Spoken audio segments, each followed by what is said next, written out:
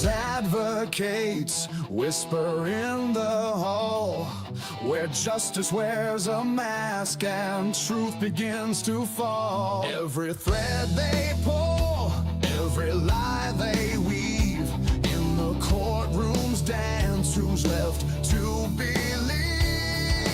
Oh, the devil's in the details, hiding in plain sight, innocent until the gavel steals the light. True crime echoes through the hollow night, fighting injustice with no end. The devil's in the details, hiding in plain sight, innocent until the gavel steals the light. True crime echoes through the hollow night, fighting injustice with no end in sight.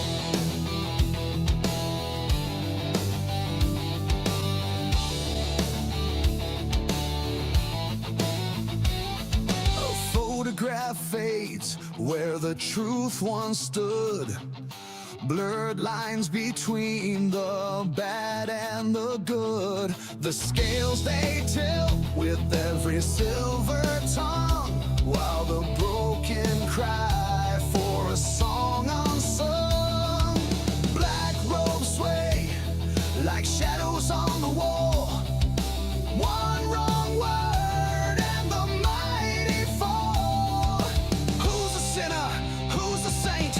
The jury's out, but the verdict's faint. Oh, the devil's in the details, hiding in plain sight, innocent until the gavel steals the light. True crime echoes through the hollow night, fighting injustice with no end. The devil's in the details, hiding in plain sight, innocent until the gavel steals the light. True crime echoes through the hollow night, fighting injustice with no end in sight.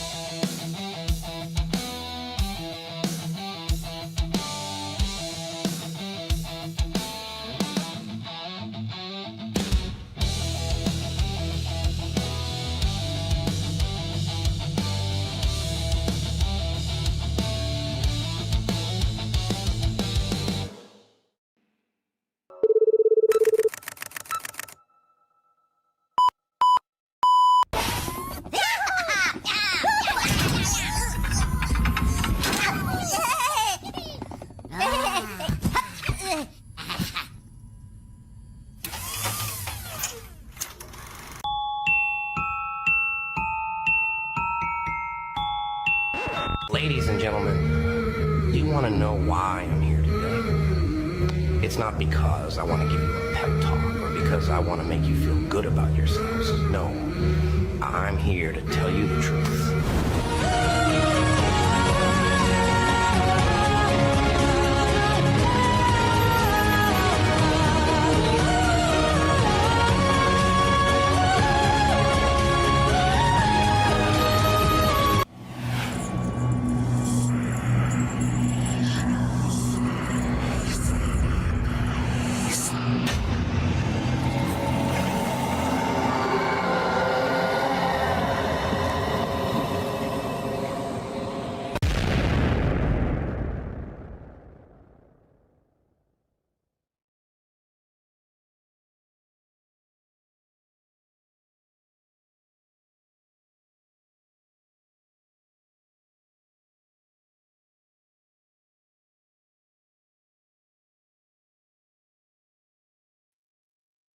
Let's try it again. Boy, I don't know why I can't remember to unmute my mic. Now, welcome into the den, everyone. This is the Devil's Advocates channel. Actually, the head honcho Lee, of course, may be here a little later. I kind of doubt it, but you never know. You never know. He, as most of you know, is finishing up his road trip to Moscow, Idaho this week. And so I imagine he is doing some recuperating. But again, you never know. He may pop in. I don't want to rule that out. But one way or another, he will be back tomorrow night, roaring back to the screen over on Birdie's channel. It's their kind of manic Monday regular night gig, which we all know and just adore. So you'll see him just like normal for that. So that's It's going to be great to have him back, of course. Going to be great to see the two of those guys together. And I cannot wait to hear all the stories, because nobody tells a story like Lee. And so really looking forward to that. So, well, let's get into this here and see who all we have here with us tonight. Looks like I see Mama J, very familiar name with the channel. Wonderful to see you. We have Molly Bledsoe. Awesome to see you, as always. Essie Michael, of course, near and dear to my heart. Uh, Always great to see you. And Amanda B, one of our amazing mods on the channel.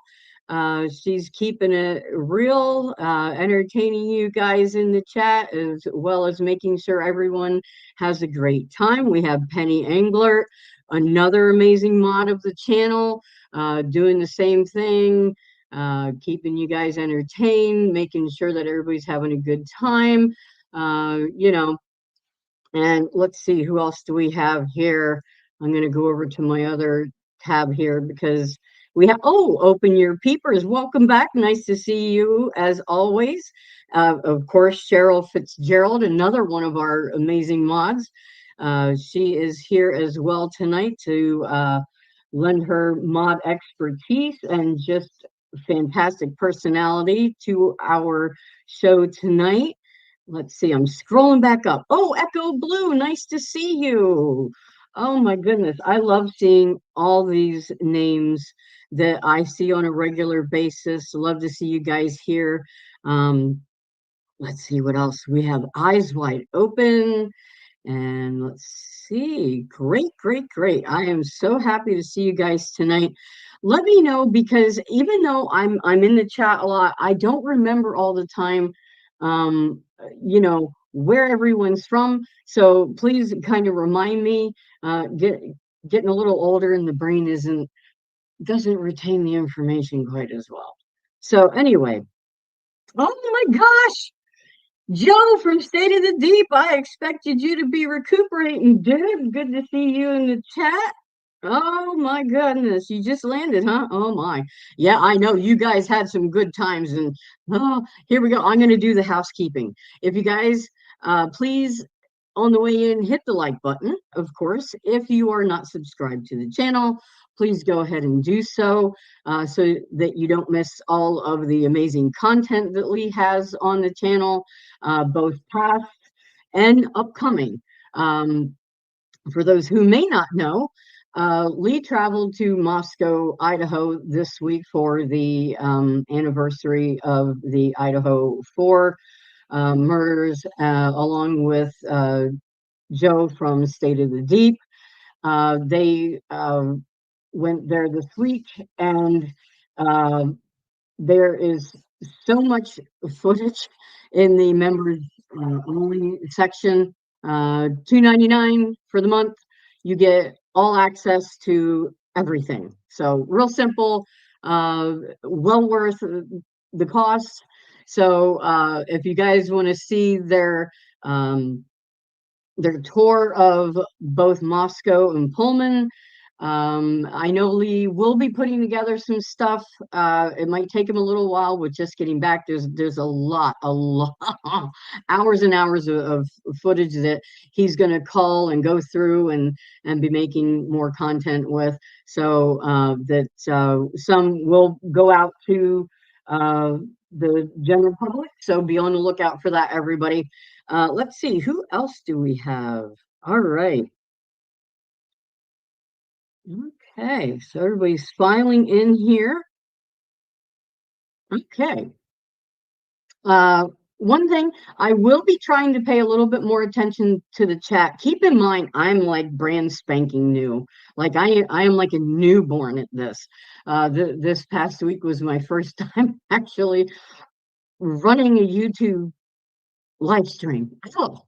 So I apologize if I have overlooked the chat, if I haven't gotten to a comment.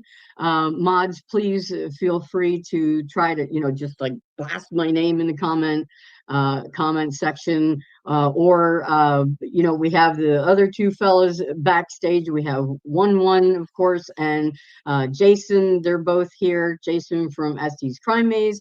They're both going to be with us as usual. And so if even so, they're mainly on their phones, and the comments on phones are like super, super small. So they may have trouble seeing, but one way or another, we will try to get to your comments. So we're not trying to ignore anybody or slight anyone. So please bear with us.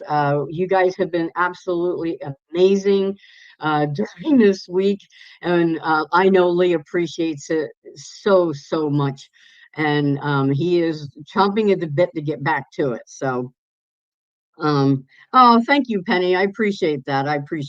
Oh, thank you, Molly.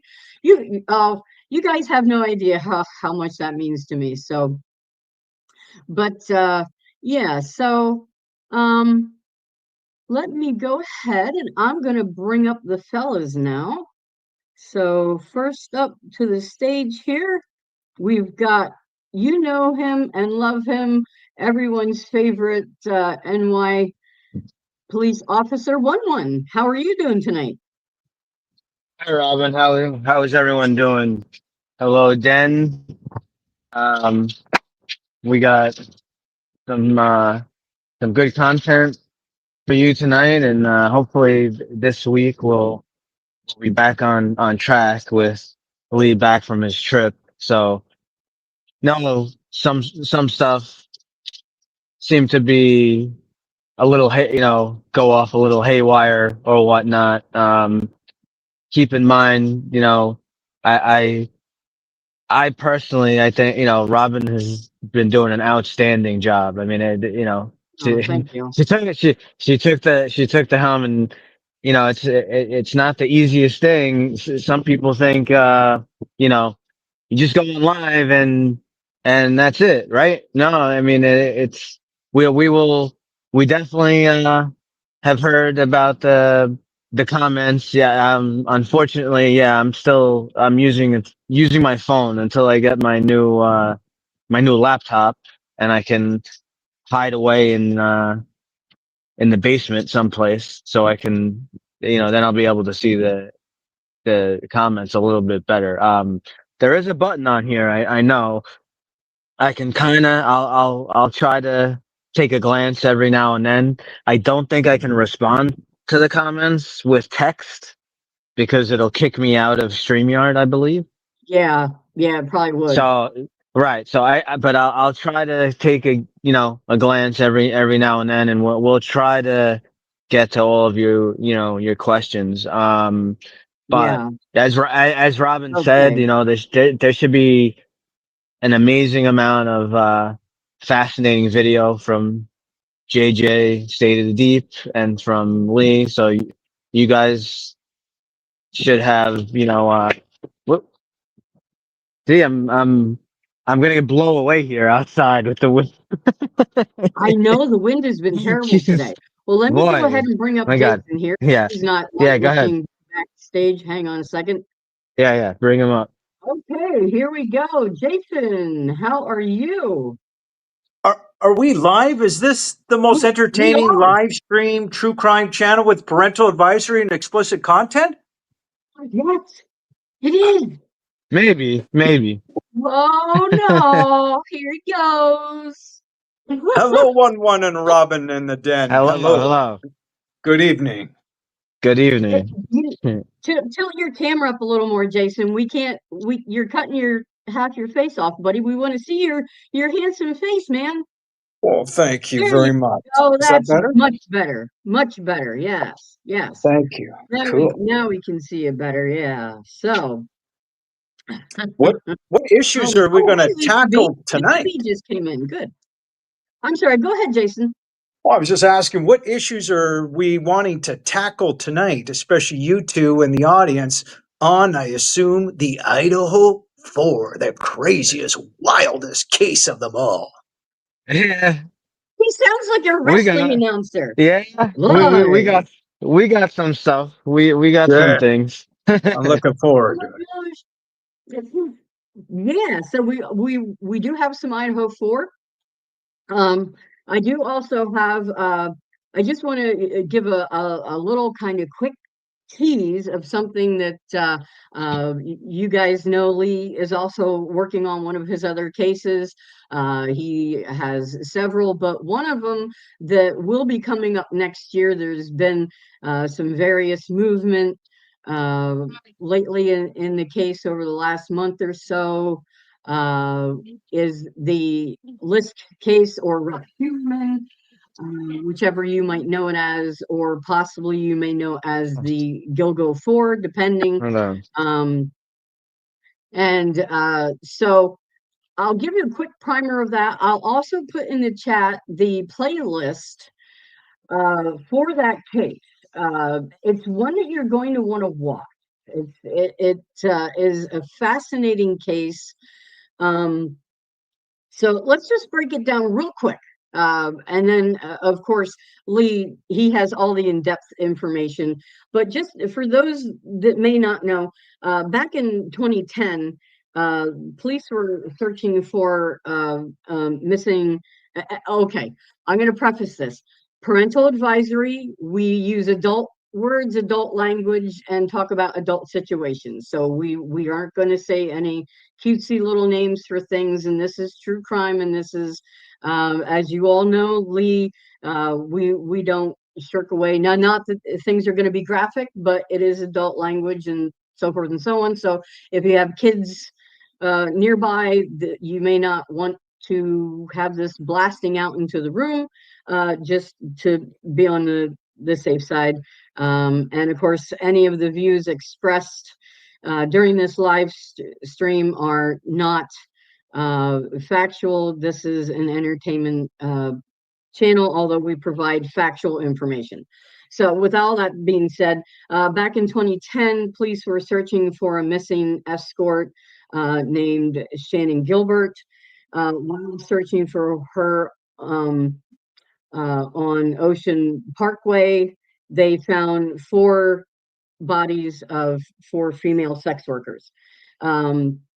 These were dubbed the Gilgo 4. Maureen Brainerd Barnes, Melissa Bartholomew, Megan Waterman, and Amber Costello. They were what you would call the original 4, I guess.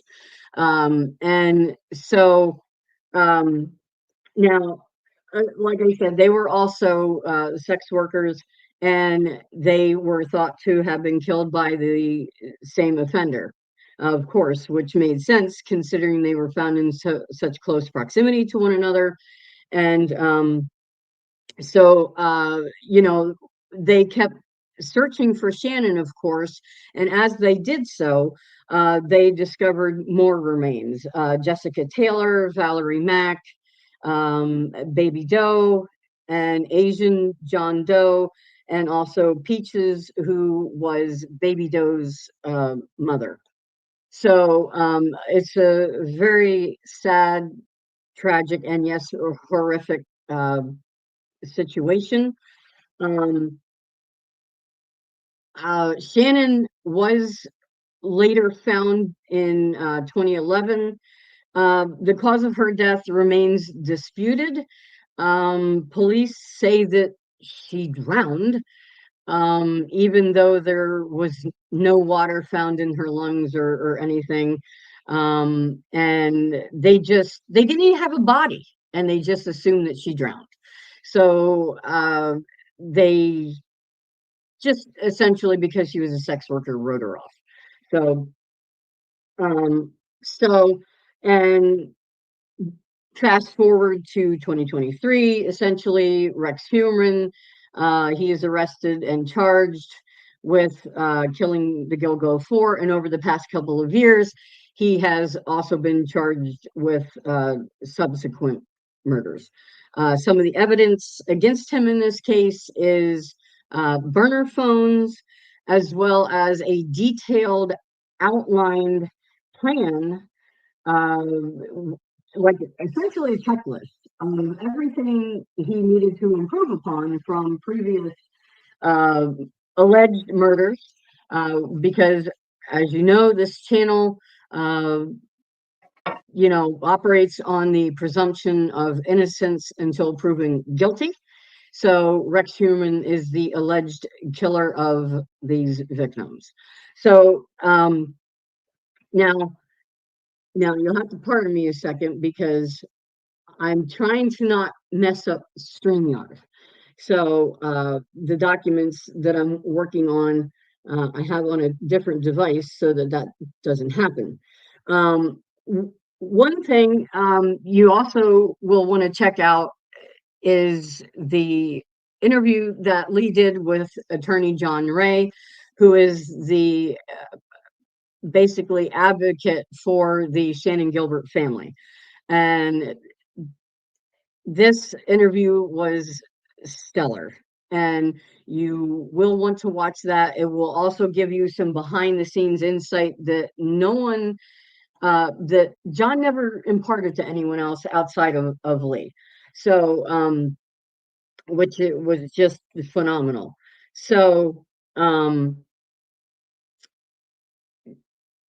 I'm going with that is Josh Zeman, who is affiliated with the case. He did the Killing Season, which was a documentary about the Rex Heuermann case. And this won awards, and just a phenomenal documentary. So if you haven't seen it, I'll also try to get those links in the chat at some point here so that you can check those out. He also has his own channel. It's called Sinister with Josh Zeman, and he is off and on with Joe Jackalone, who is a retired sergeant from the New York Police Department. One, do you happen to know him? I just wondered if you had ever crossed paths with him. That never. I don't know why that never occurred to me before. Oh, okay. One has stepped away for a moment. We'll ask him that one when he comes back. So anyway, so they have Josh has a new video out today. I know he and Lee have been in contact. They're trying to work out some scheduling as far as getting together to do an interview. So I know they were discussing in a recent video, and again, this is just going to be brief because this is something I know that Lee is going to break down in detail, but that I know he doesn't mind if I tease it a little bit.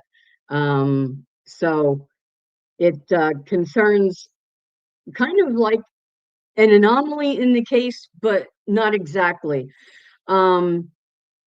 Outside of the Asian male doe, who was essentially a cross-dresser and that was found murdered in much the same manner as the Gilgo 4 and the other victims.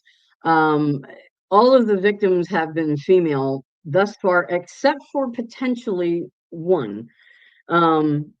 This was a gentleman. His nickname essentially was they called him Sugar Bear, and he didn't fit the mold at all because he's a big guy.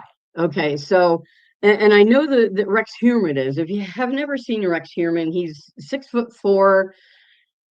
I mean, he's just a huge guy. And but this gentleman, he was you know, pretty close to the same size.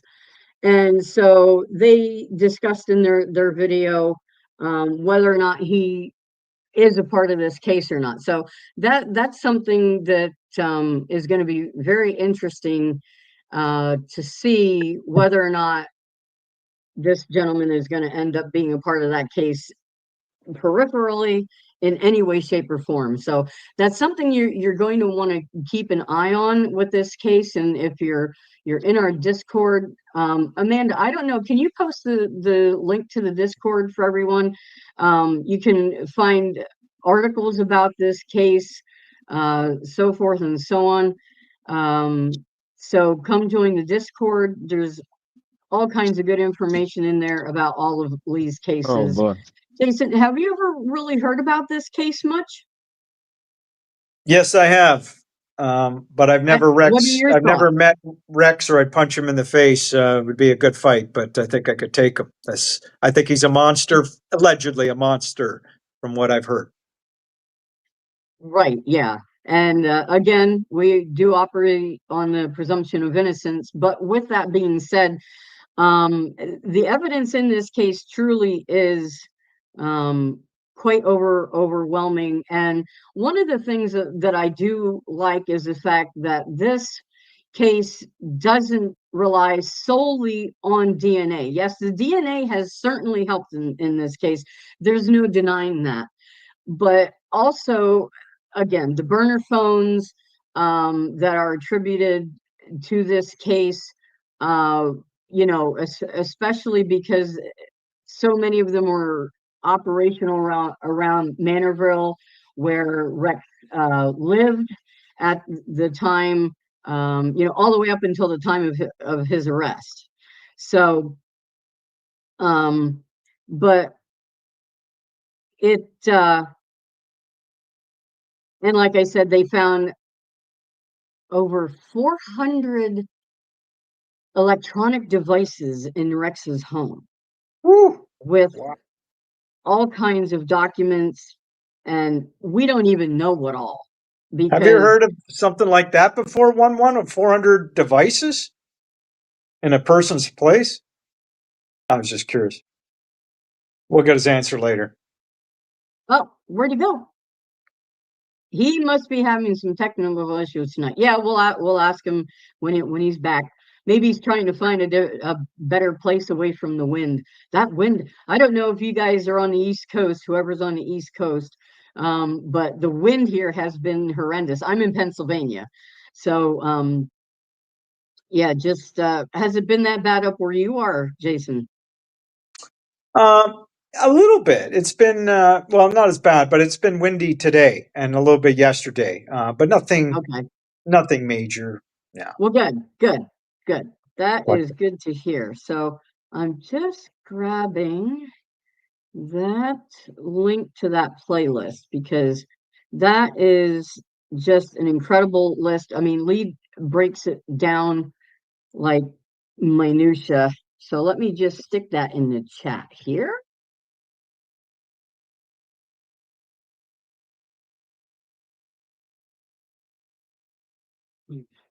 There we go.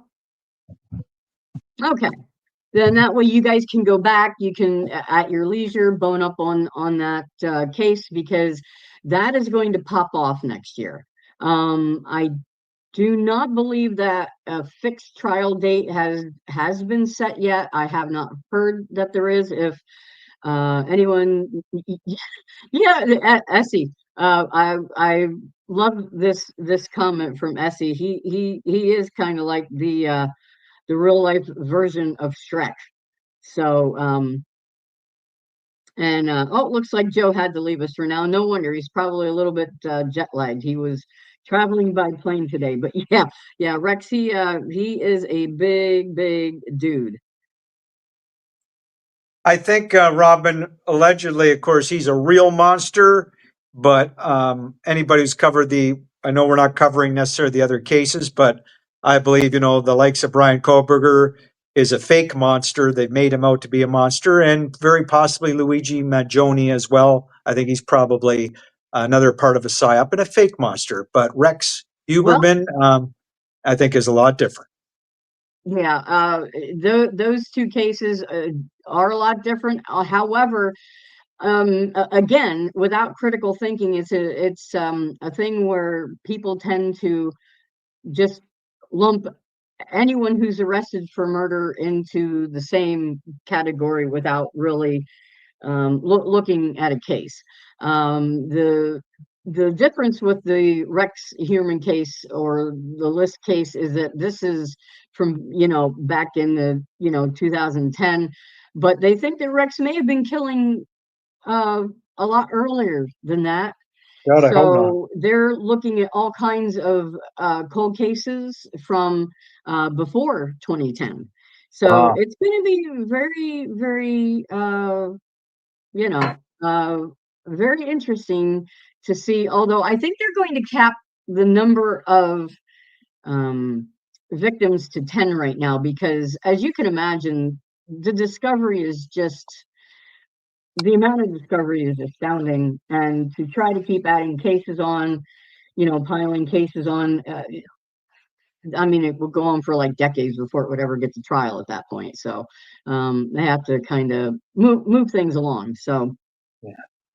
but so yeah, there he is.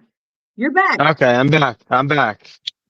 Had some Okay, technical Jason had a difficulties. question for you. What do you got? Jason had a question for you. Go ahead, Jason. Oh, What what Robin had what do you mentioned got? What do you got before I blow away? Robin mentioned that Rex had over 400, I believe, devices in his house. Have you ever heard of any criminal in your line of work with close to 400 or more devices, electronics? No, no, that's ridiculous. What is that all about? Why do you think he would have something like that?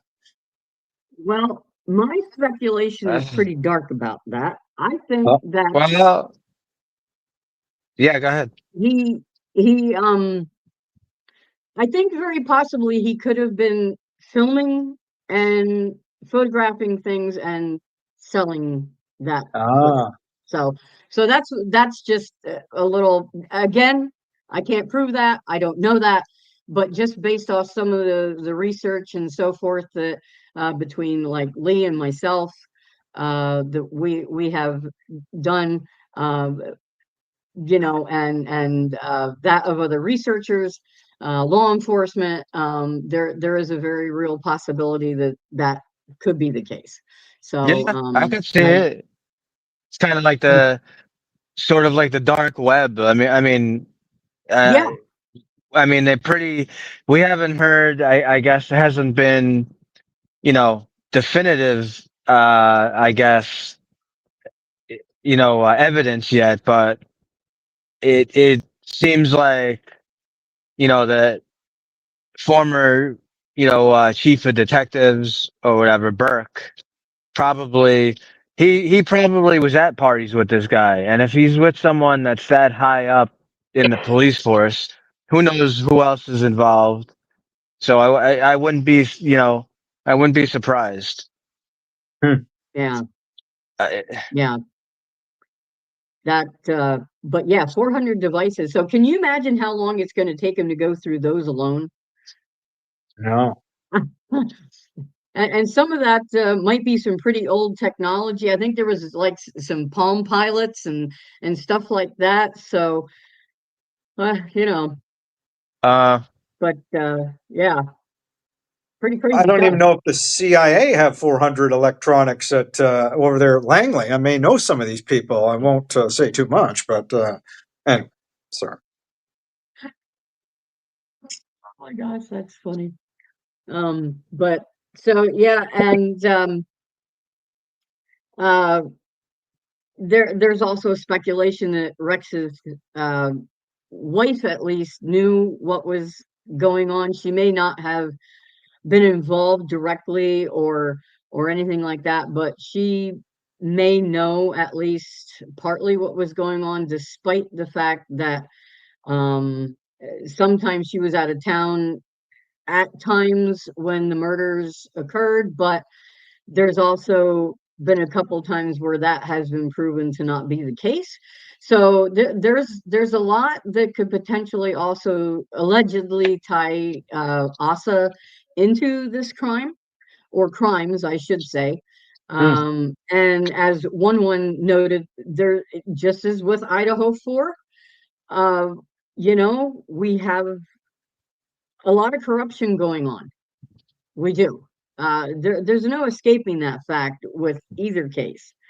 yeah, Unfortunately. Now, that is not to say that, like there's amazing law enforcement out there in all types of forces, agencies, the military. I mean, so again, we're not against law enforcement here. We are pro law enforcement, but we do have to recognize that, as with any group, there are some bad apples.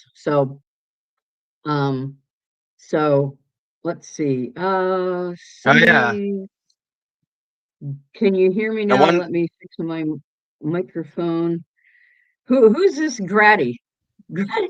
Sorry for all the technical difficulties. uh, Yeah, there was a lot one of of that this week. That's for dang sure. yeah. One of the big things to I note was just reading too. that. One of the big things to note of Rex's, well, I guess his ex-wife, right? Because he's divorced now. Well, yeah, for business Well, reasons, yeah. I think they So, divorced. Yeah. right. So, I know one of the big things is that kind of like if you watch some of the documentaries and stuff on the list, like Gone Girls and some of these things that they have, they make a point Hmm. of emphasizing that they really they basically portray that Rex seemed to go on this, wild spree every time there was a family vacation going on.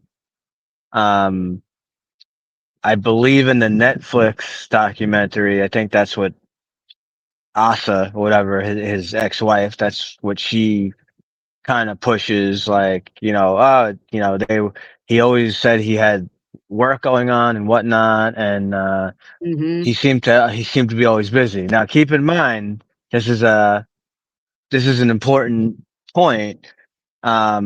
John Ray, who was the lawyer for Shannon Gilbert's family to try to find out what happened with her. Um, he has the info. We know offhand that Asa got something like $1.2 million for making that Netflix documentary. So, you know, that's Hmm. a considerable amount of money, but anyway, but my main point in bringing up the vacation stuff is that, John Ray said, um, he did some investigative work on it, and he's still trying to get all the facts and whatnot, but he has the info, particularly that one of the times that Asa supposedly checked into one of the hotels does not match with the actual time that she checked in. Right. Now, Right.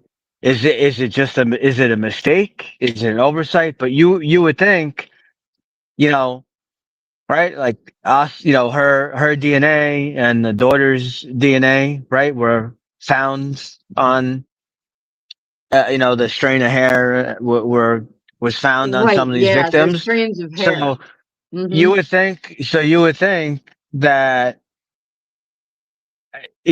just as a matter of saying, crossing your T's, dotting your I's, and you can rule people out, you would think that something as simple as verifying, oh, when did they actually check in? But according to what John Ray has said, um, there was pretty much a lot of piss poor investigation that went on with all of this. So Yeah. again, Rex hasn't had his trial. He's innocent until proven guilty, right? That's what Hmm. we push here. Um, maybe he definitely is guilty. It definitely looks like there's Yeah. enough evidence against him. Um, but why, you know, if it's possibility that there could be someone else involved, or Hmm. or Yeah. whatever went on. I feel bad for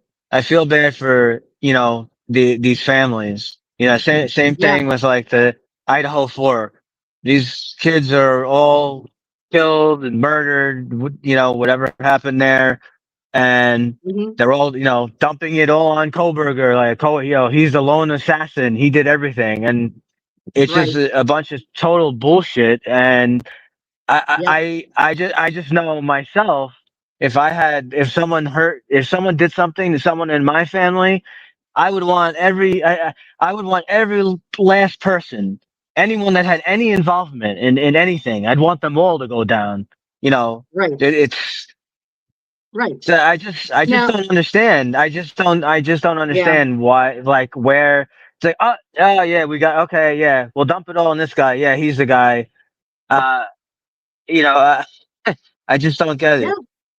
Well, I just want to address a comment that was on the that I just put up there from Fiji. I just wanted to reiterate there's been some movement in this case. I know it's an oldie, but definitely it's a goodie. Because there's been some movement the past couple months. There's been a lot of legal shuffling around of various things, motions, and so forth. And Lee's the document king. So I was not about to try to do that. I don't have that level Yeah, of expertise at this point, so we'll let him do that. But I do yeah, know that he does want to keep these cases, as you guys know, he wants to keep these cases. This one is really important to him. I mean, he has direct contact with several people, related to the case. John Ray, as we already talked about, working out, getting together with Josh Zeman. I mean, there's other people that he's reaching out to in order to interview concerning this case. So things are going to happen with this case. And so devil's advocates, Lee, he explores more than just Idaho 4, although there's a lot going on still with Idaho 4, which is yeah. why Lee went with Joe to Idaho this week. So there's going to be all kinds of content from that. I know, so just wait. Some of that is going to really knock your socks off. We teased some of that to you last night, about that. So, yeah, so just So that's do why we're kind of, you know, we want to get into some Idaho 4 stuff? absolutely. I know Essie's Yep. chomping at the bit for Idaho He, 4. yeah, So, he's very uh, contemplative this evening. yeah. So I guess I'll start us off with some Idaho 4 stuff. So, Alrighty. um, as with, every day, it seems that some other new thing comes out. I don't think we have, any video queued up or anything, on this time. Like I said, but when we get back during the week, we'll have a little more video content and whatnot. Right. Lee is very good at this stuff and whatnot. So we're doing the best we can. But I did see the interview with Eric Gower. I don't know if you guys got to catch that. He's the Uber Lyft driver. No, I didn't see it. Okay. I So, did not see that uh, yet. So yeah, tell us. it's an audio. It's about a 15-minute. Um, there really isn't anything mind blowing. He seemed like pretty authentic. He didn't sound like he was nervous. He didn't seem like he was lying. Um, he's he has been driving, I guess Kaylee and Maddie and whatnot, probably for about a year, I guess, on and off, to wherever they go. And Mhm. Kaylee would text him. She wouldn't really go through an app. So he does supply the text Right. messages that he got that day. I think she reached out to him. I think he said it was around 8 o'clock or so at night on 11, 12. No, just, I guess, asking if he was working or whatnot.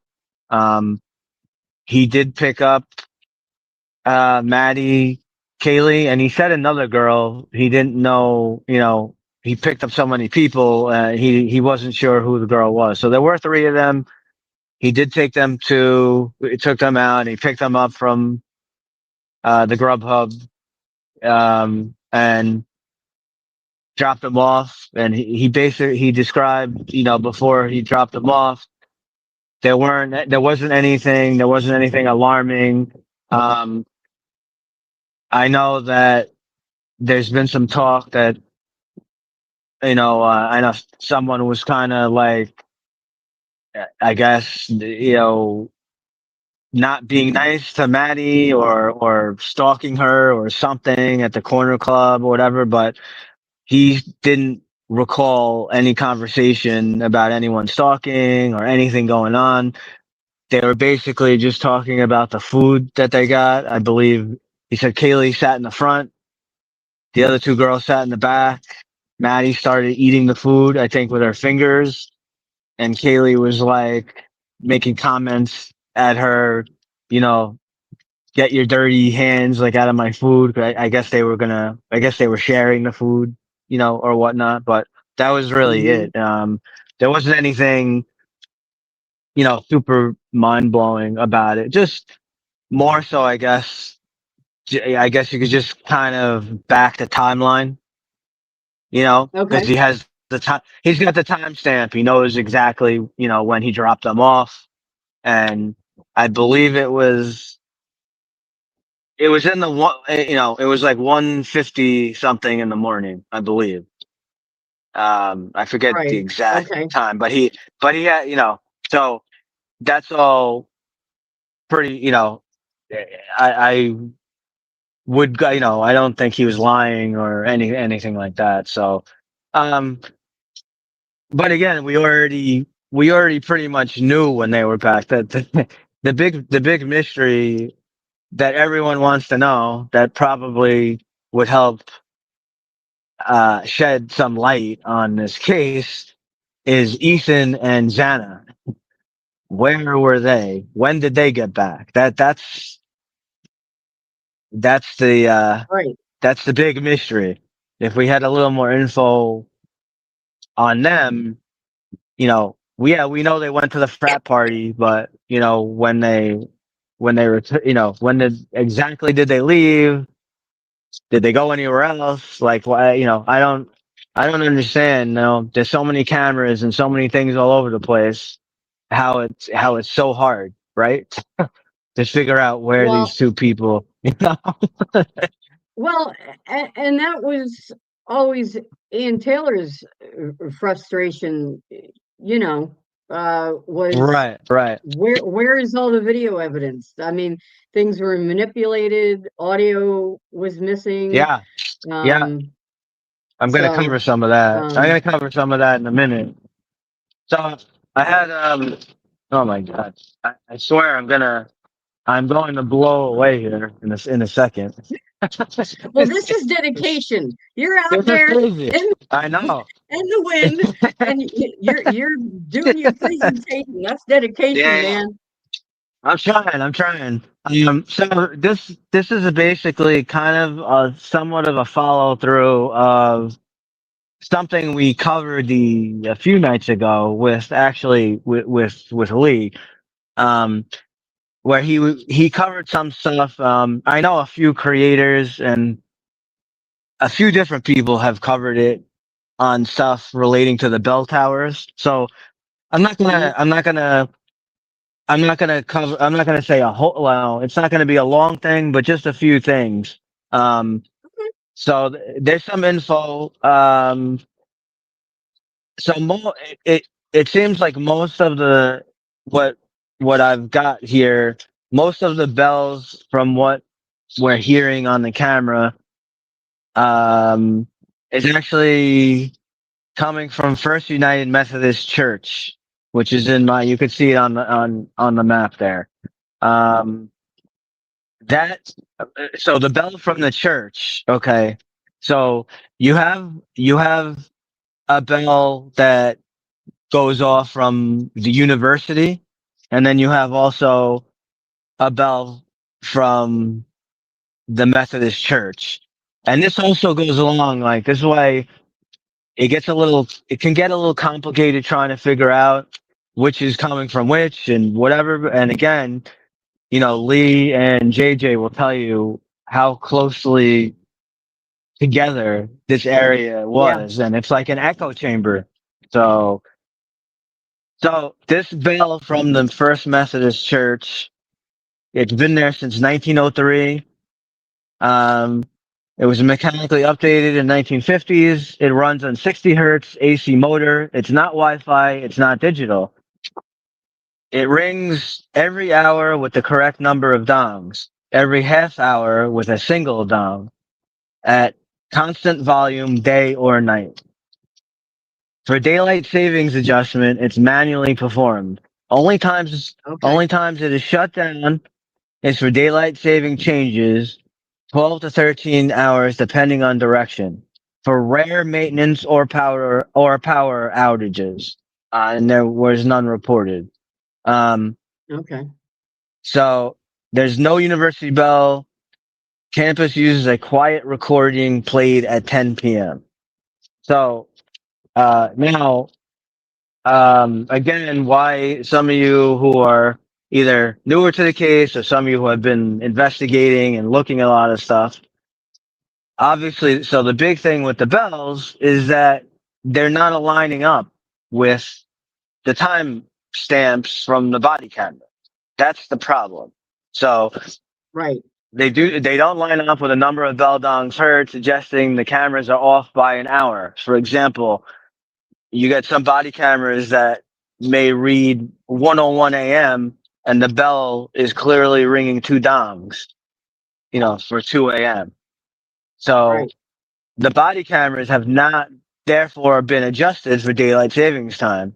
And the real timeline may actually be 1 hour later than shown in the official files. Um,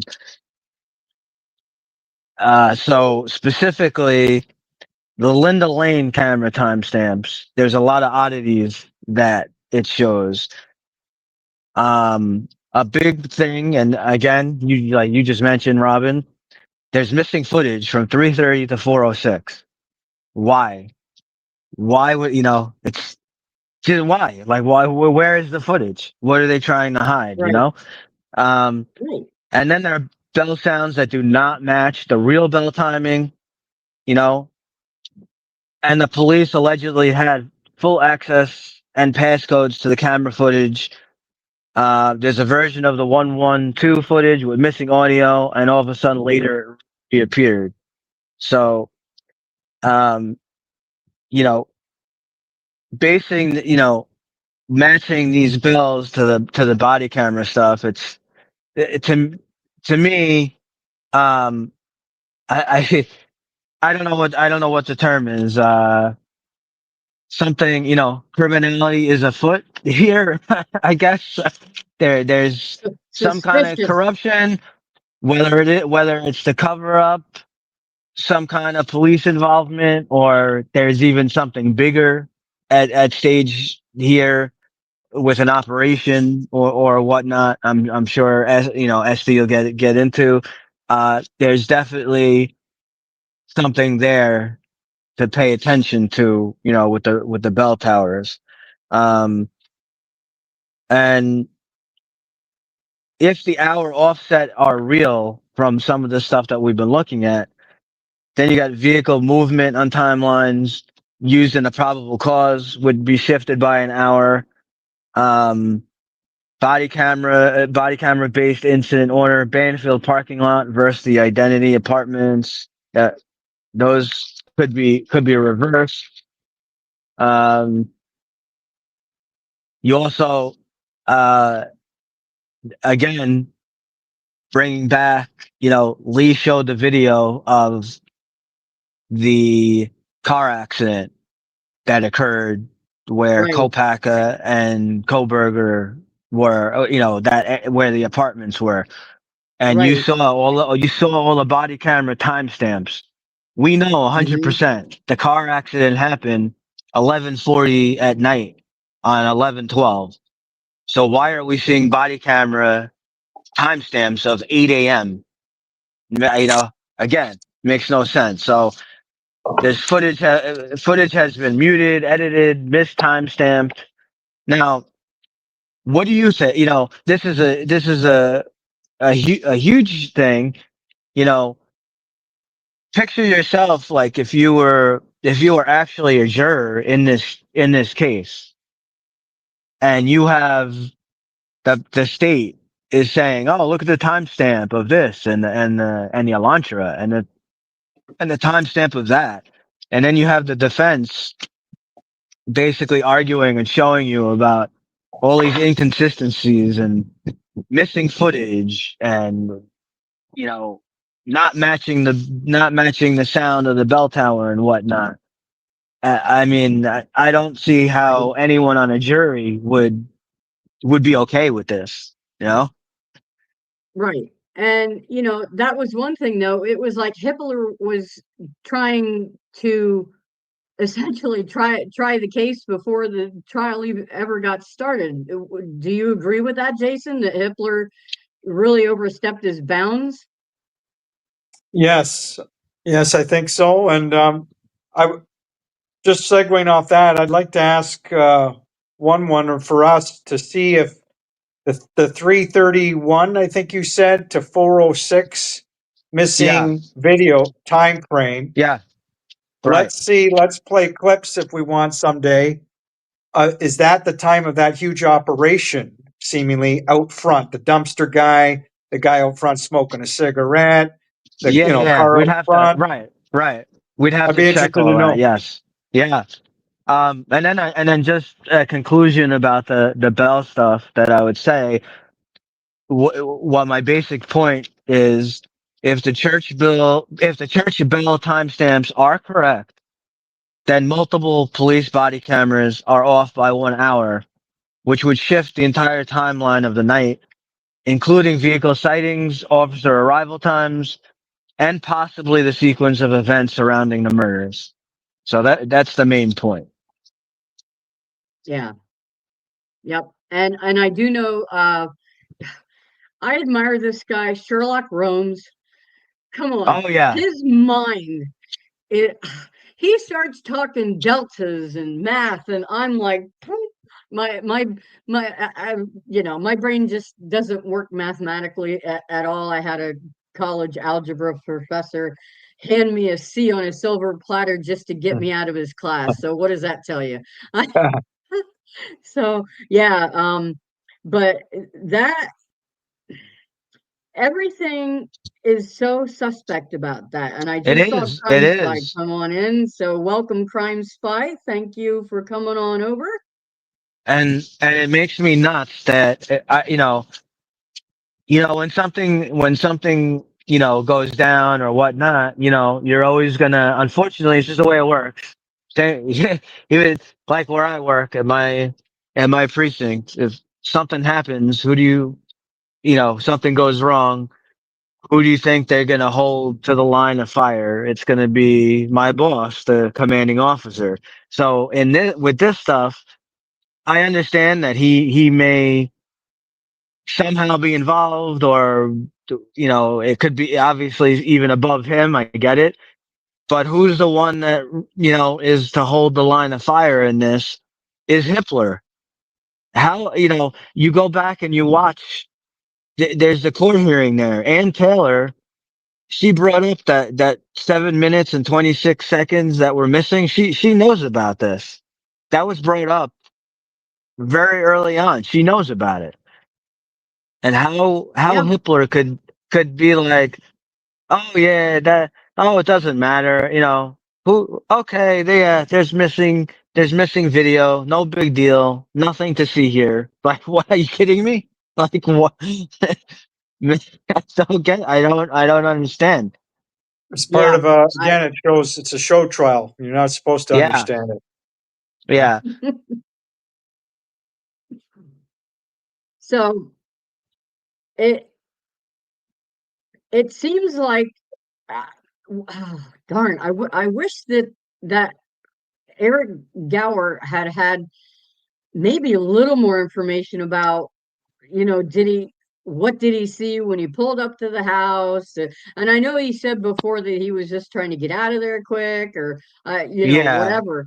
But I just wish that there had been just yeah. something a little No, new to do no, with it. yeah, yeah. No, he said it was like a normal night. He didn't. There was nothing that stood out. Like, he seemed, like I said, I didn't take what he was saying. Didn't seem like he was lying. I thought he was pretty truthful, and Yeah, he probably, you know being that he drove Kaylee and Maddie, I'm guessing several times in that year or year and a half. Hmm. And that was obviously the last time that he saw them. I'm pretty sure he would remember, if they had said like, oh, that, if they were talking about some creepy guy or something in the club, he would have probably remembered that. Right, right. I'm Yeah, I'm kind of absolutely. surprised with my big conspiracy thinking that if many people at times have wondered if Maddie or Kaylee a confidential informant, maybe had their cover blown, talked too much. Like at the grub truck, what they apparently told Jack or somebody, one of the two girls, I think, right?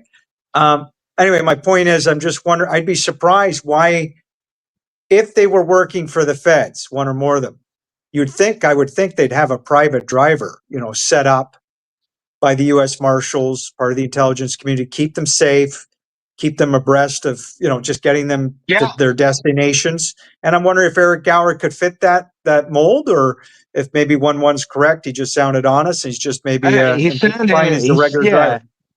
He sounded honest. He said that he's been doing Uber Lyft since 2018, I believe. Okay. Okay. So, I mean, Okay. Yeah. Maybe he was hired by the feds to keep. I would think it'd be crazy if the girls worked for the feds in any way. You would think they'd have a private driver at times, just covertly. Obviously, the driver is not allowed to tell the public, but I'm going to be right, picking up Kaylee and Yeah. Maddie. We're going to protect these government assets. But maybe, I guess there's no proof right now that they had some sort of private, because that's what the feds do, right? They'll have right, private drivers for especially government officials that are under threat. Then they go in witness protection. You can Google all this, right? And it talks about private right. drivers. And then if they're in really danger, the driver will have a gun, especially if it's a Mhm. government official. But anyway, True. Well, that is an interesting point. I mean, okay, Yeah, we'll just segue real quick over into if this was an operation, and of course, like you said, he wouldn't be able to reveal that, but could. We'll speculate a little bit. sure. Could he have been a lookout, or I Look out. mean, I like that. you know, could that's a very interesting point, Jason. It really is. Thank you. So I like that term, lookout. At the very yeah. least, he could have been a lookout. Somebody had to be looking out for them, I believe.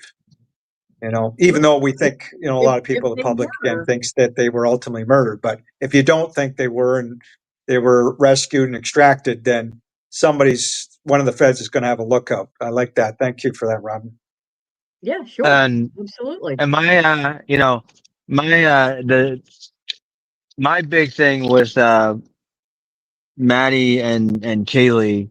What This is my belief, so it's not necessarily the belief of Lee or anyone else here. It's my belief. I think there's enough evidence to me that proves whatever happened with Kaylee and Maddie started outside. That's what I believe. They may not have been killed outside, but I think that they were, whatever term, abducted, kidnapped, held against their will. I think that there's enough proof of that. Like, Yeah, why you just like why would Maddie's jacket be outside? I Like can what? answer that. Like It's part of the psyop. If it was pre-planned, again, as you know, law enforcement, the feds can be very organized, very shrewd, very pre-planning in some of these operations. And I wouldn't be surprised if they planted. It shocked me too to see Maddie's yeah, jacket, yeah, but I yeah. wouldn't be But surprised you're if that was right, part of the right. pre-plan. But you're right. But you're going by But if it was an extraction. But I'm saying I'm going by. Let's say it's sure, not an extraction. Let's say gotcha. they were killed. Why would her jacket be like whoever the killers aren't just? Why would they randomly take her jacket from inside and bring it out?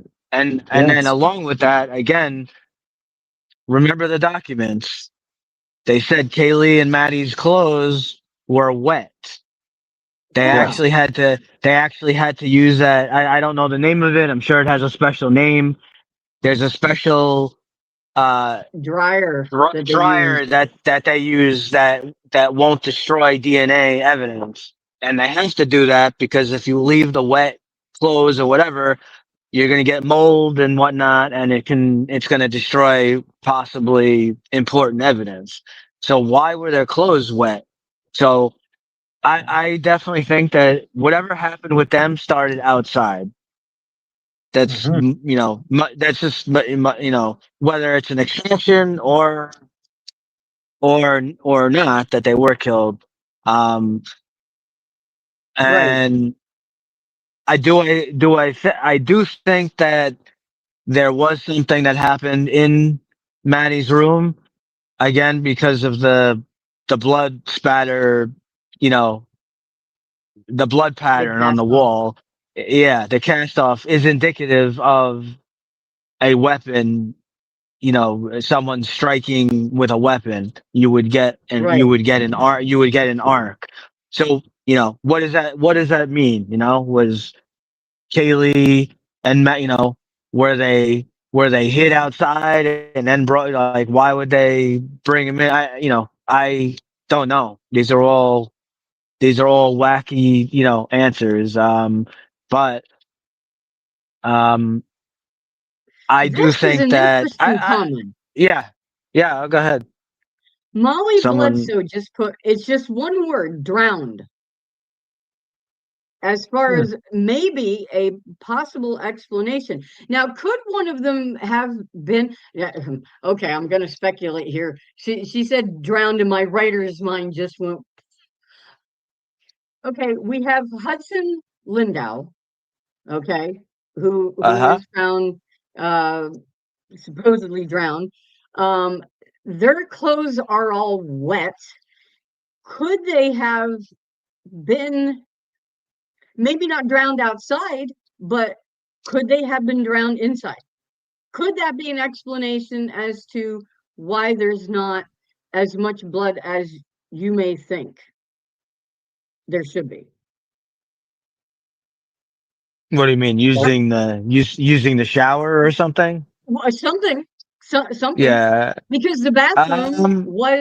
the one bathroom was fairly clean, apparently. Well, anything. Yeah, it's any of that is possible. I mean, Sure, the I'm just injury, the speculating. injury, That's all. the injuries that they've revealed, if they're authentic, or it's assuming that they are, because Right. it's the official document, It's in so the we'll go document, by that, right? right? So, Kaylee being bashed, her face bashed Oh in, yeah. and she seems to have more injuries and her nose broken and whatever.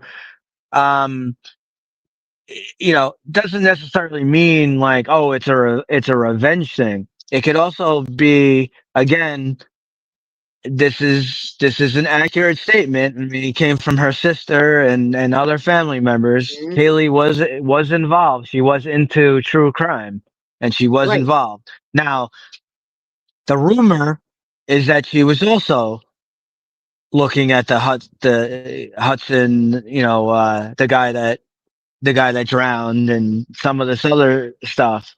Is it possible that she could have had some kind of evidence, or she had some kind of info or something that someone knew that Right. she had, and Right. they were trying to, you know, basically, like, y- torture her to get the info. That could be it too. That's kind of where I was going with that, at Essie, Yeah. was could they have been waterboarded to subdue them? Oh, There's been various creators, and here we're just speculating a little bit, um, who there has been, how do I want to say this, rumors of potential torture. Okay, could that Right. be a part of it? We know that the military, if we're going to go Brent Kapaka, okay, not to besmirch him or any military, but we do know that this is a common practice in the military and Right. in other arenas. But we, if we're looking at a Brett Kapaka connection, ex-military. So I mean, I would not think that as a method of being subdued, possibly that could happen. Now that hasn't been put in any of the documents, to my knowledge. There hasn't been any mention No, of water really outside of the no. wet clothing. No water found in anyone's lungs or anything. But it kind of would possibly, right. Brian Todd has a good to give up info. What if they were pressured? Kaylee, what if she did have some kind of information? What if any of them had any kind of information? It's amazing how many of these young folks were related to or around people who are known in the drug world. Yes, Right. that's why I believe, the U.S. Marshals, we can infer were monitoring them. It's hard to prove, but they had surveillance again all around the house, right? We've seen undercover cops. I think they were being monitored very, very heavily. And I think one might agree that that's quite likely, but maybe he Oh doesn't yeah. have to agree. No, it's that. No, you definitely have a point with Okay. that. It's not a normal. That's not a normal occasion All right. Yeah. And the for them blood, to. oh, sorry, go ahead. No, go ahead, Jason. No, Go no, ahead. yeah, go. I was just going to say, you guys made some interesting points on the blood, but keep in mind, if we're talking about any cleanup of the blood, they didn't do a very good job, law enforcement, or should I say, I mean, whoever's covering this all up, because remember, there was blood on the foundation of the house, so much blood that it seeped out of the foundation of the house, which I don't believe. Right, I bought that into that first, year, the psyop, but I right, believe it's all part of the right, staging. right. That's my opinion. Yeah. So, and the whole Marshall aspect to this truly is interesting. Yeah. Yes. As far as why were they there? And even when Lee went to the plea hearing, They were there? he said that there were marshals there. Ah, So interesting. that Oh was yeah. yeah. So And you that watch. was a Yeah. very interesting aspect to this case all the way Huge around. presence in this So case. Yeah, and yeah. they can't get away from, there's definitely something with drugs involved with this case. Oh, absolutely. There's no way around it now Yeah. because you even look at some of these interviews that have come out of some of the other sorority girls or some of the friends, and there's quite a few interviews that are out where one of the interviewers is an FBI agent. Wow. Mm-hmm. Not even Wow. Yeah. so. I mean, everyone was in that area. You had oh, I can never remember the whole big long of that whole task force. I mean, you had Yeah, Rico, DEA, FBI, CIA, whoever. yeah, There's right, that whole, right. oh man, I can't remember the name. It's like every letter in the alphabet, I think, is in this the And you got that task guy. force.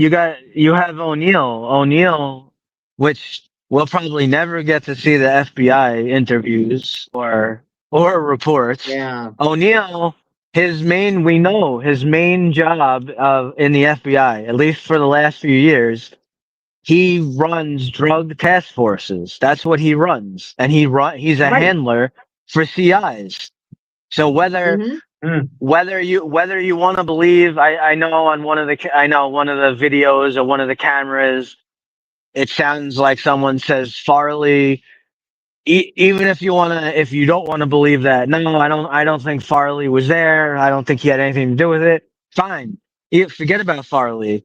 O'Neill is involved in this case. O'Neill he's in some of the documents. Why is O'Neill, who's an FBI drug task force, operative supervisor, why is he interviewing witnesses of a homicide case? Tells you Hmm. right there. Yeah, yeah. Very Oh, interesting. here we go. Boy, you guys are all bringing up such good points, and I don't mind putting up comments from whoever. The gold minivan. Essie talks about the gold minivan. It was seen on the camera the night of the crime. Essie's, they Good could have day. been getting the kids out of there, right? I mean, Yeah. Who said that? Please. Essie Michael. I'll try to screenshot that or take a picture of that comment sometime. Thank you. Uh-oh, we lost one. We, we What lost one. Where'd he go? He'll come back. what was He'll what come was the back. minivan Hopefully the comment? wind didn't blow him away. Yeah, the wind blew him. What was the minivan comment? Can you read that comment again, please? Oh, yeah, let me find it again. Here it is. There we go. If the gold minivan that was at the house when the Cowboys were there is the same gold minivan seen on the camera the night of the crime, could they be getting the kids out of there? Just a thought. Does And it's a good thought because it's the same vehicle. what There we times of go. the night? What Thanks. times of the night was the golden minivan there? Please, I do not know. late at night. Yeah, we'll Unfortunately, I find out. do not know the time. And there were people getting in to the van, I do believe, but I don't know that it was, of course, ever said who they were, or I don't know if Right. anybody out there knows like how many. I honestly don't know if they concluded how many were actually getting in the van. Well, I'll answer that question by the sounds of it, and it depends on the time of the van, somewhat, I believe. I would Right. think that yes, they could get the kids out. A reason, logic, common sense. Obviously, in a minivan, that would make a lot of And sense. Yeah, then, I think we're gonna have to revisit that. Maybe we're gonna have to track down that video. yeah. I can't remember which creator was showing that the Cool. one night, so that we can get those timestamps. Yeah. And then So another thing with the van, remember, which was kind of a bombshell reveal in Jack D's interview. Mm. Jack D said that a few days, I forget his exact wording, but he said that there was a few times, uh, in the week or two leading up to the homicides that he remembers seeing a van kind of like Aha. parked suspiciously like here we go. around 11, 22. And it went there But there was also a gold more van. than one day. Yeah. I Yeah, have to go there back was and a gold watch. van. Darn, I can't remember. All right, we'll have to track that down. Everybody make a Yeah. note of that. Let me get a piece of paper. Okay. Yeah. I'm old school, people. I'm 54 years old and Yeah. I still do Me things too. with paper. So, yep. So gold van. Yep, I minivan wonder, timestamp. if maybe someone, maybe there's someone in the chat that knows. Oh, I'm sure there is. I'm sure there is. I'm sure they can point us Yeah. right to what we want. But I have to write things down because Yeah. my brain, between age and ADHD, it doesn't hold on to things if I don't write it down. So, I wonder if Lee knows and Joe at all about this gold minivan that I remember hearing about it now, but I I can't remember any details. I would not be surprised. That man, I don't know how he holds on to that kind of but information, but he does. but I think if I remember correctly, again, I have to go back and watch, so I don't want to say 100%. I'm pretty sure that Jack D said it was some kind of like gold van or whatever too that he had He did seen. say Ah, gold in that interview. See, that's And why it then sticks out to me. And right, and then I know one of the correlations that people are trying to like connect is that apparently that guy Farley, he was staying at a shelter or something like a few days before, and supposedly he was seen leaving in a Oh, van. Hmm. here we So go. From Gamble. She says, Pop said that a gold minivan picked up Malwich from a shelter. Hmm. that's it. Yeah. Okay. Right. So then I'm Jack sorry. Yeah, D. no, yeah. That's Okay. Hmm. Gamble is right. That's I had Farley mixed up. He did. Pav did cover that. So that guy Mowish, who supposedly has some drug connection and whatever Aryan Ah. Nation connection, Mowish was staying at the shelter, and he was supposedly seen leaving in a van in that gold in a gold van. And And then what it's did? just Nice. weird. Oh, excuse Yeah, me. go ahead. I was just Go wondering. ahead, Excuse me. Jason. What did Amanda B say about 4 marshals in the minivan? Please, it was interesting. I think comment. She said that there were four marshals that got in a van, but it was um it there was also a silver van. There's so many different vehicles involved in this Yeah, thing. It's crazy. So no, I don't believe that Malwich was involved necessarily, but it's weird that because gold is not, depending on the gold is not all that common of a color for a vehicle, right, right, especially a minivan. I don't right. think, I'd have to look into Rings, those yes, but not cars. Yeah. statistics. But right, yeah. But so a gold minivan that kind of like sticks out to me. So I don't know. So that's kind of depending on what we won't get into all that. But I'm just saying it's just an slightly odd color for a minivan. I don't, they're Okay. usually white, black, gray, that kind of Right, color. But right. they don't jazz up the minivans a whole lot. So but yeah, so that's quite interesting there. Hmm. And Interest. again, why wasn't there follow up on this, Right. And this is what makes me nuts, even our lovely, pretty much Dylan. I mean, her reveal and the bombshell in her interview, her looking out the window and seeing a black truck.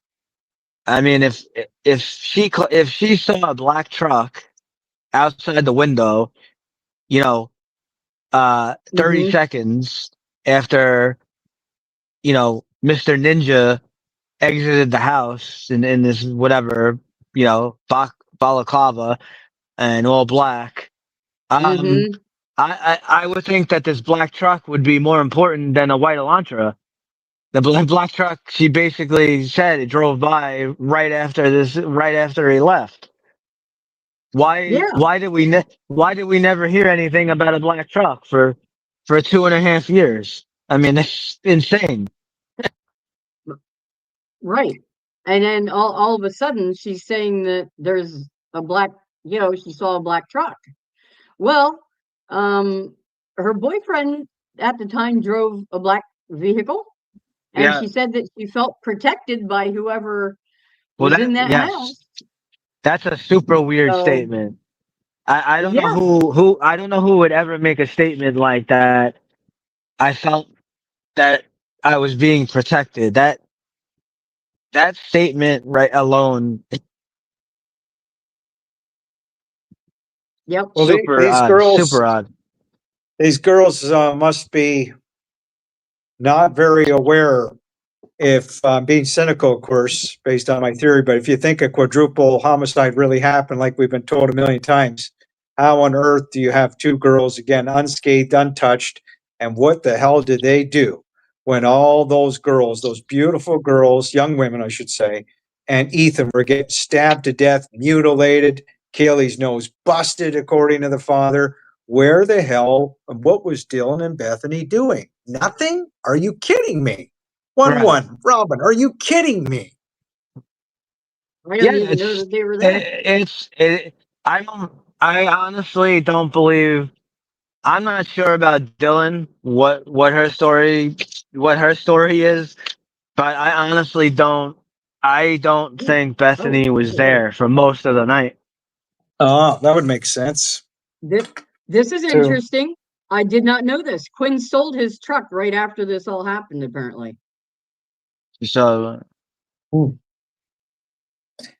And Hmm. if Dylan Uh, really was in there, she's got a lot of explaining to do, and she'll never explain anything that makes sense, because not that doesn't make sense that you wouldn't take action.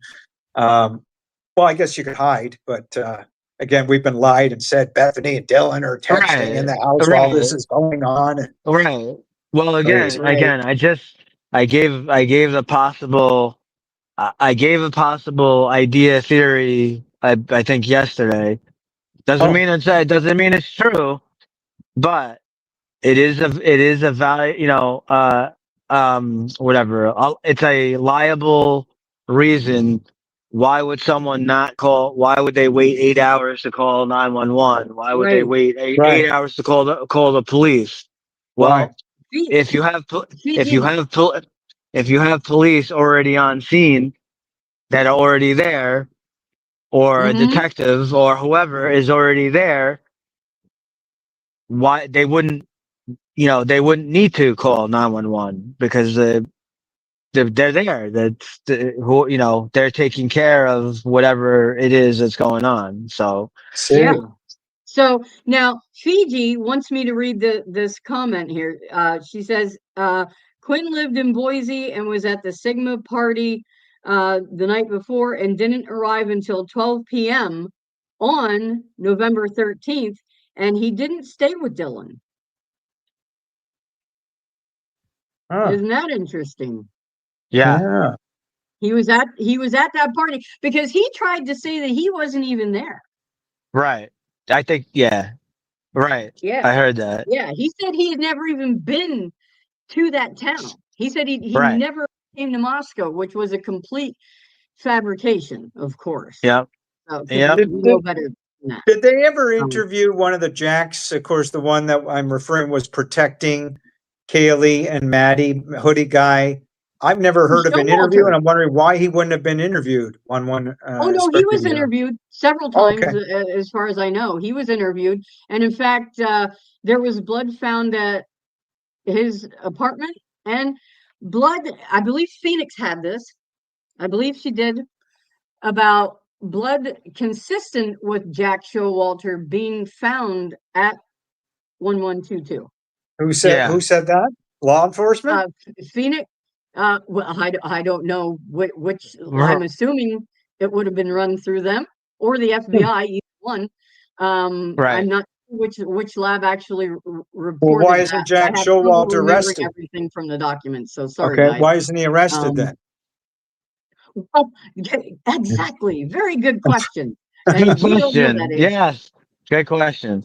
I'd like to see an interview.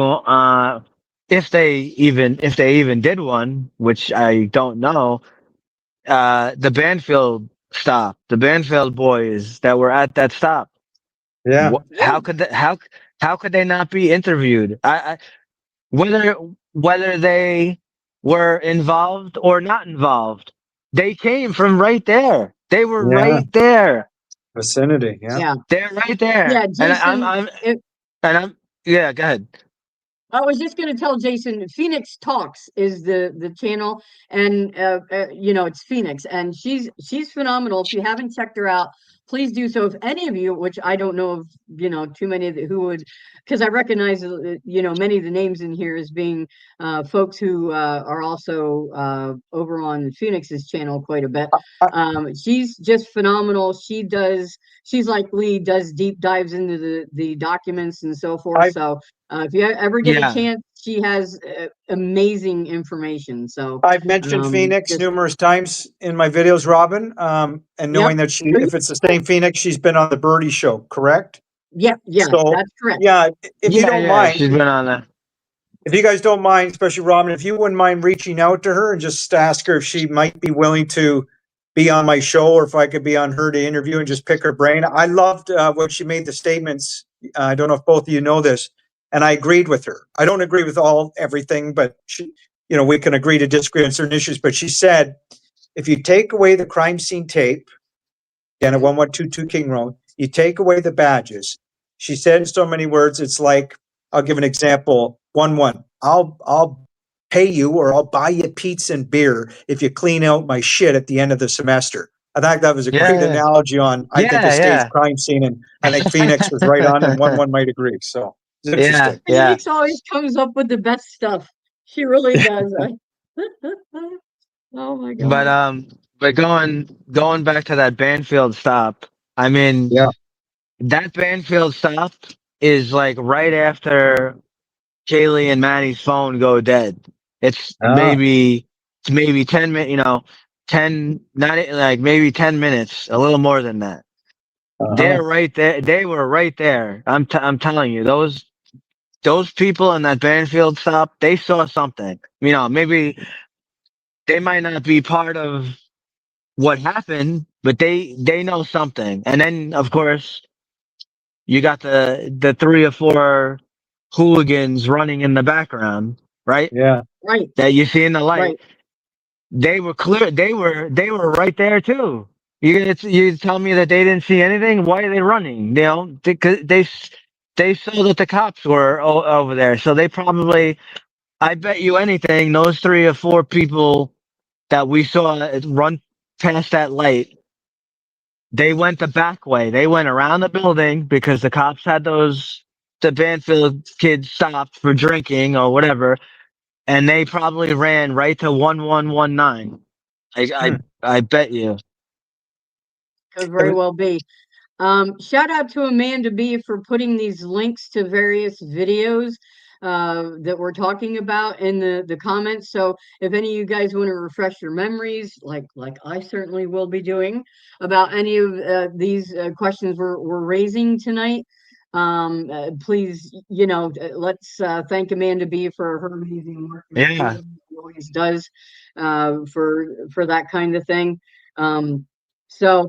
Uh, so I do know we're coming up here I about an have to hour and a go half. soon. Yeah, so what I I'm was hanging gonna in there. say is to reiterate, from what I understand, uh Birdie wasn't on tonight. He has had the flu. Unfortunately, when I talked to him yesterday, he still wasn't feeling the greatest. So certainly wishing him to get feeling better here soon. That stuff can just hang on. So hoping that he'll be feeling well enough to have DA on Mondays like normally, that the boys will be back in town.